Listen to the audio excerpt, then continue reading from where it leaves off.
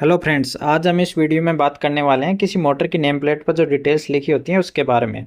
हम जानेंगे कि मोटर की नेम प्लेट पर लिखी डिटेल का मतलब क्या होता है और इस नेम प्लेट पर लिखी डिटेल के में कब और कहाँ जरूरत पड़ती है। एग्जाम्पल के लिए हमने यहाँ पर एक मोटर की नेम प्लेट ले रखी है जिस पर करीब 30 के आसपास डिटेल लिखी हुई है, जिनके बारे में हम एक एक करके डीपली चर्चा करेंगे। जब भी हम किसी मोटर को नेम प्लेट को देखते हैं तो सबसे पहले ये देखते हैं कि उस मोटर में कौन से मैन्युफैक्चर के द्वारा बनाई गई है। तो यहाँ पर आप देख सकते हैं कैपिटल और बोल्ड लेटर में सीमेंस लिखा हुआ है, यानी कि इस मोटर को सीमेंस कंपनी ने बनाया है। अब हमें इस नेम प्लेट पर लिखी बाकी डिटेल्स को एक एक करके समझने की कोशिश करेंगे। सबसे पहले इस नेम प्लेट में ऑर्डर नंबर दिखाई दिया है। ऑर्डर नंबर की जरूरत तब पड़ती है जब हमारी मोटर का कोई पार्ट डैमेज हो जाए या मेंटेनेंस करते समय कोई पार्ट टूट जाए। तब हम इस मोटर के मैन्युफैक्चर को कांटेक्ट करेंगे तो हम ऑर्डर नंबर के साथ साथ उसे पार्ट नंबर भी मेंशन करना होगा। इस कंडीशन में हम मैन्युफैक्चर को ये नहीं बोल सकते कि हमारी 30 किलोवाट की एक मोटर है जिसकी एम्पियर रेटिंग 52 है तथा इसका पार्ट्स चाहिए, क्योंकि 30 किलोवाट और 52 एम्प्स मोटर की बहुत प्रकार आते हैं।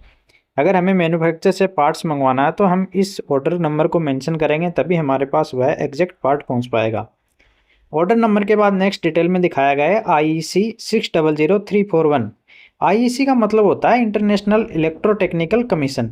ये एक ऑर्गेनाइजेशन है जो इलेक्ट्रिकल के लिए इंटरनेशनल रूल बनाती है और उसी रूल को फॉलो करके सभी तरह के इलेक्ट्रिकल इक्विपमेंट को डिजाइन किया जाता है। और आप इसके आगे देखेंगे कि IS रेफरेंस में कुछ नंबर लिखा हुआ है। IS का मतलब होता है इंडियन स्टैंडर्ड और रेफरेंस में 325 लिखा हुआ है, तो इसका मतलब है हमारी मोटर IS स्टैंडर्ड के हिसाब से 3 फेज इंडक्शन मोटर है। अब बात करते हैं नेक्स्ट डिटेल के बारे में, जिसमें लिखा हुआ है S1। S1 का मतलब होता है कंटिन्यूस ड्यूटी, यानी कि इस मोटर को 24/7/30 डेज तक कंटिन्यूस चला सकते हैं। अगर आपको S2 S3 S4 ऐसा देखने को मिले तो इसका मतलब होता है कि शॉर्ट टाइम ड्यूटी। हम मोटर को कंटिन्यूस काम में नहीं ले सकते, मोटर को बीच में रेस्ट देना होगा। नेक्स्ट डिटेल है IP55। IP की फुल फॉर्म होती है इनग्रेस प्रोटेक्शन। इसका मतलब होता है कि हमारी मोटर को बाहर के एनवायरनमेंट जैसे धूल मिट्टी पानी हवा के हिसाब से कितना प्रोटेक्टिव बनाया गया है। तो इस डिटेल में IP के आगे 55 लिखा है। यहाँ जो फर्स्ट डिजिट होता है इसका मतलब होता है सॉलिड, यानी कि धूल मिट्टी सॉलिड पदार्थ के प्रति यह कितना प्रोटेक्टिव बनाया गया है। ये जो फर्स्ट डिजिट होता है वह 0 से 6 तक होता है। यहाँ पर जो सेकंड डिजिट दिया गया है उसका मतलब होता है कि मोटर को पानी के अगेंस्ट कितना प्रोटेक्टिव कर सकते हैं, यानी कि हमारी मोटर पानी को अंदर जाने से रोक सकती है या नहीं। जो सेकंड डिजिट है वह 0 से लेकर 8 तक होता है।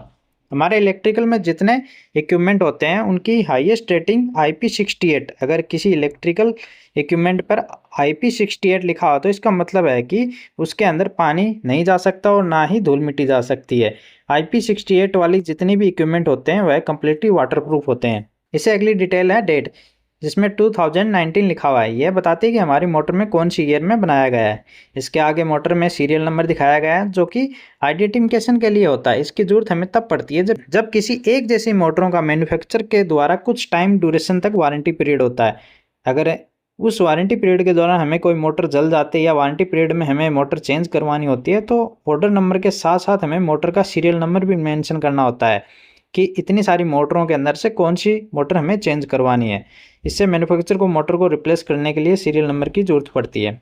इससे आगे चलेंगे तो यहाँ पर हम देख सकते हैं किलोवाट और HP। इन दोनों का मतलब होता है पावर, यानी कि यह डिटेल हमारी मोटर की पावर कैपेसिटी बताती है। यहाँ पर किलोवाट और HP लिखा हुआ है, इसके आगे 30/40 लिखा हुआ है, यानी कि हमारी ये मोटर 30 किलोवाट या फिर 40 HP भी बोल सकते हैं, क्योंकि जब 30 किलोवाट को HP में कन्वर्ट करेंगे तो वह 40 HP के इक्वल होगा। लेकिन यहाँ पर आपको एक बहुत इंपॉर्टेंट चीज़ ध्यान में रखनी है। अगर आपकी मोटर कंप्लीटली जल जाती है और आपको एक नई मोटर के साथ रिप्लेस करना होता है तो उस कंडीशन में आपको इस मोटर के किलोवाट रेटिंग, RPM रेटिंग और फ्रेम साइज, इन तीनों चीज़ को ध्यान में रखना जरूरी है, क्योंकि 30 किलोवाट की मोटर और 1500 RPM में भी हो सकती है और 3000 RPM में भी हो सकती है। बड़ी इंडस्ट्री में बहुत सारी जगह 3000 RPM की मोटरें भी देखने को मिलती है। मोटर का ऑर्डर करते हैं तो फ्रेम डिटेल का भी ध्यान रखना बहुत ज़रूरी होता है। 30 किलोवाट 500 RPM की मोटर भी बहुत टाइप में आती है, इसलिए जब भी नई मोटर का ऑर्डर करना होता है तो उसमें किलोवाट, RPM और फ्रेम रेटिंग को ध्यान में रखते हुए करना चाहिए। नेक्स्ट लिखा हुआ है वोल्टेज 415। यहाँ पर आप इसकी वोल्टेज रेटिंग देख सकते हैं, तो वोल्टेज 415 लिखा हुआ है और यहाँ पर आप एक सिंबल भी देख सकते हैं जिसको इलेक्ट्रिकल लैंग्वेज में डेल्टा का सिंबल होता है। बहुत सी मोटर ऐसी होती हैं जिसमें सिर्फ वोल्टेज रेटिंग लिखी होती है, इसके आगे किसी भी प्रकार का सिंबल नहीं दिया जाता है, लेकिन इस मोटर के नेम प्लेट पर डेल्टा सिंबल लिखा हुआ है। यहाँ पर डेल्टा सिंबल का मतलब यह है कि जब भी आप इस मोटर को 415 वोल्टेज के 3 फेज सप्लाई देंगे तो इसमें वाइंडिंग कनेक्शन में डेल्टा कनेक्शन के थ्रू ही सप्लाई देनी पड़ेगी।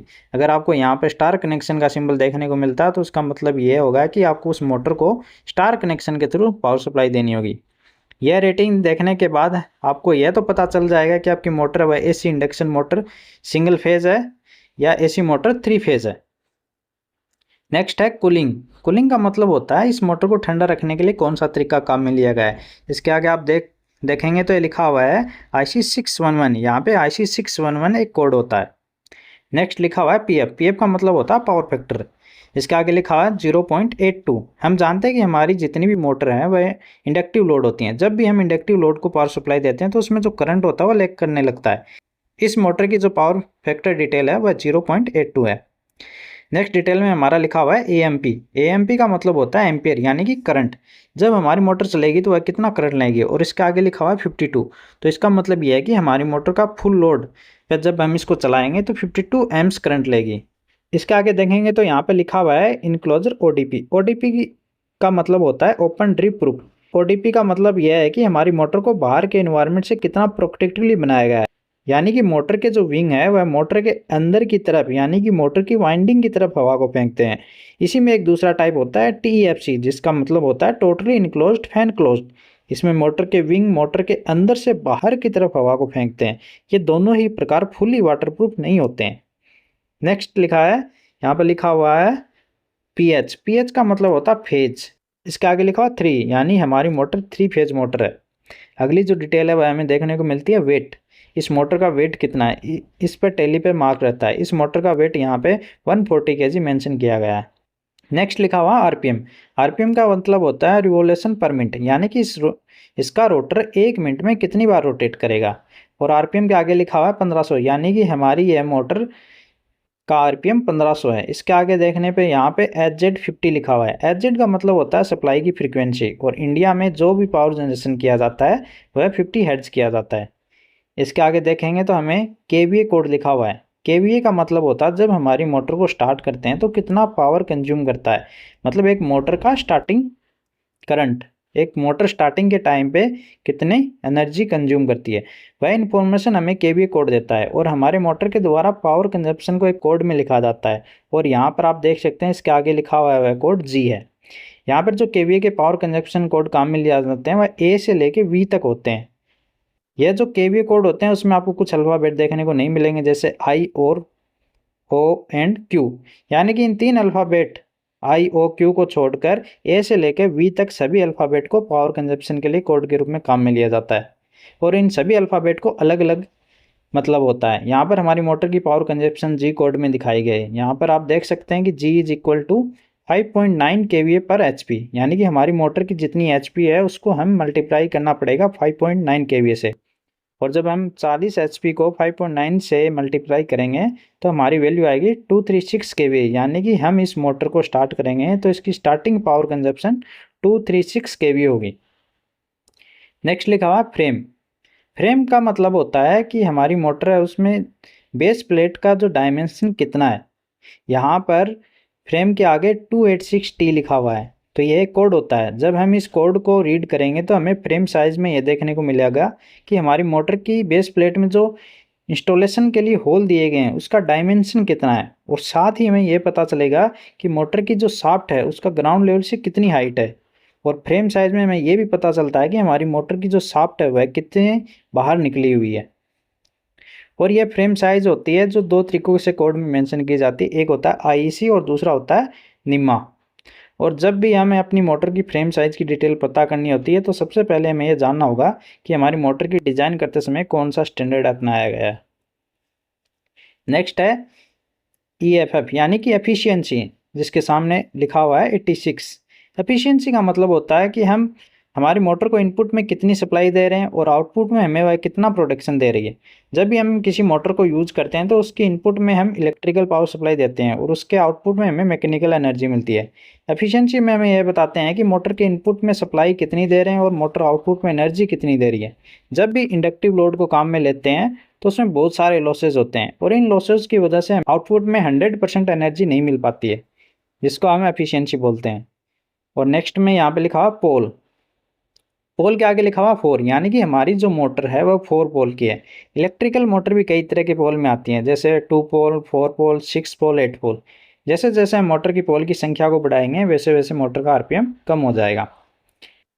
नेक्स्ट डिटेल में लिखा हुआ है क्लास इंसुलेशन। क्लास इंसुलेशन से हमें ये पता चलता है कि हमारी जो मोटर की वाइंडिंग कर रखी है वह कितना टेम्परेचर तक सहन कर सकती है।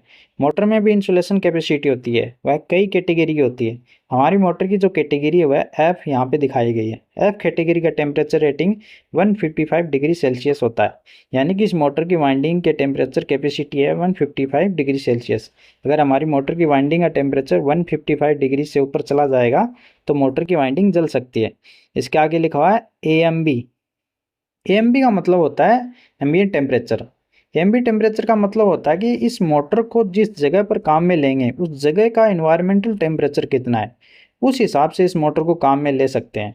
और इसके आगे लिखा हुआ है 50 डिग्री सेल्सियस, यानी कि हम इस मोटर को ऐसी जगह पर काम में ले सकते हैं जहाँ पर बाहर का इन्वायरमेंटल टेम्परेचर 50 डिग्री सेल्सियस से कम हो। अगर हम इस मोटर को 50 डिग्री सेल्सियस के अधिक वाले टेम्परेचर इन्वायरमेंट में काम में लेंगे तो मोटर डैमेज हो सकती है। इसके आगे लिखा हुआ है सर्विस फैक्टर। सर्विस फैक्टर के आगे लिखा हुआ है 1.15। सर्विस फैक्टर का मतलब होता है कि हमारे पास जो मोटर है उसको हमें ओवरलोड की कंडीशन में कितना तक रन करवा सकते हैं, यानी कि इस मोटर को बिना डैमेज किए हम कितना ओवरलोड डाल सकते हैं इसके ऊपर। हमारी मोटर 40 एचपी की मोटर है, इसका सर्विस फैक्टर है 1.15। तो हम सर्विस फैक्टर को मोटर की कैपेसिटी से मल्टीप्लाई करेंगे, तो यहाँ पर हमें 40 एचपी को 1.15 से मल्टीप्लाई करेंगे तो हमें वैल्यू आएगी 46 एचपी, यानी कि हमें इस मोटर पर मैक्सिमम 46 एचपी तक लोड डाल सकते हैं। लेकिन इस कंडीशन में आप मोटर को कंटिन्यूस ज़्यादा देर तक नहीं चला सकते हैं। अगर हमने कुछ समय तक इस मोटर को ओवरलोड की कंडीशन में चलाया तो हो सकता है हमारी मोटर डैमेज हो जाए। नेक्स्ट यहाँ पे लिखा हुआ है ग्रीस। ग्रीस के आगे लिखा हुआ है यूनिरेक्स N3। इसका मतलब होता है कि इस मोटर में कौन से टाइप के ग्रीस को काम में लेना है। यहाँ पर हमें यूनिरेक्स N3 टाइप के ग्रीस को काम में लेना है। और उसके नीचे लिखा हुआ है रीलूब हावर और उसके आगे लिखा हुआ है 5800, यानी कि मोटर में एक बार ग्रीस होने के बाद इस मोटर को हम 5800 घंटे तक काम में ले सकते हैं। और इसके आगे लिखा हुआ है ग्रीस क्वांटिटी, मतलब कि इसमें हम जो ग्रीस करेंगे उसकी कितनी क्वांटिटी में करेंगे। ग्रीस क्वांटिटी से यह मतलब है कि हमें कितना ग्रीस काम में लेना है। और यहाँ पर जो ग्रीस क्वांटिटी है वह 2 कैटेगरी में दिखाई गई है, पहला DE 90 ग्राम और दूसरा NDE 70 ग्राम। यहाँ पे DE का मतलब होता है ड्राइव एंड, यानी कि जिस साइड में मोटर की शाफ्ट होती है, जिस साइड मोटर की शाफ्ट पे पुली डलती है उस साइड को हम बोलते हैं DE ड्राइव एंड। और मोटर का जो पीछे वाला भाग होता है जहाँ कूलिंग करने के लिए फैन लगा होता है उसे कहते हैं NDE non drive and. Next है BRG। BRG का मतलब होता है बियरिंग। मोटर में 2 बियरिंग लगे होते हैं, एक को हम DE साइड का बेयरिंग बोलते हैं और दूसरे को हम NDE साइड का बेयरिंग बोलते हैं। ये बेयरिंग कितने नंबर का काम में लिया जाता है उसकी डिटेल यहाँ पे लिखी होती है। यहाँ पर हमारा जो बेयरिंग नंबर है वह 6312ZZ, यानी कि इस मोटर में 6312ZZ वाले बेयरिंग काम में लिए गए हैं। और सबसे नीचे की लाइन में लिखा हुआ है मेड इन इंडिया। इसका मतलब यह है कि ये मोटर का मैन्युफैक्चरिंग इंडिया में की गई है। नेक्स्ट इसके लिखा हुआ है AC इंडक्शन मोटर, यानी कि हमारी जो ये मोटर है AC पावर पर रन करने वाली मोटर है, जो इंडक्शन टाइप की मोटर है। हमें पता है कि AC मोटर भी बहुत टाइप की होती हैं और DC मोटर भी बहुत टाइप की होती हैं। AC पावर पर चलने वाली मोटर भी 2 टाइप की होती हैं, एक होती है सिंक्रोनस मोटर और दूसरी होती है इंडक्शन टाइप मोटर। यहाँ पर लिखा हुआ है AC इंडक्शन मोटर। अब AC पावर पर चलने वाली मोटर भी 2 टाइप की होती हैं, एक होती है सिंगल फेज इंडक्शन मोटर और एक होती है 3 फेज इंडक्शन मोटर। और सबसे लास्ट में लिखा हुआ है CE, यानी कि कन्फर्मेटरी यूरोपीय, यानी कि हमारी जो मोटर है वह यूरोपियन कन्फर्मेटरी की तरफ से प्रमाणित है, यानी कि इस मोटर की डिज़ाइन और बनाते वक्त यूरोपियन कन्फर्मेटरी के सारे स्टैंडर्ड फॉलो किए गए हैं। उम्मीद है आपको ये वीडियो बहुत अच्छे से समझ में आया होगा। अगर आपको ये वीडियो पसंद आया हो तो वीडियो को लाइक ज़रूर करें। अगर आप इस चैनल पर नए हैं तो चैनल को सब्सक्राइब ज़रूर करें। मिलते हैं अगले वीडियो में किसी एक नए टॉपिक के साथ। धन्यवाद।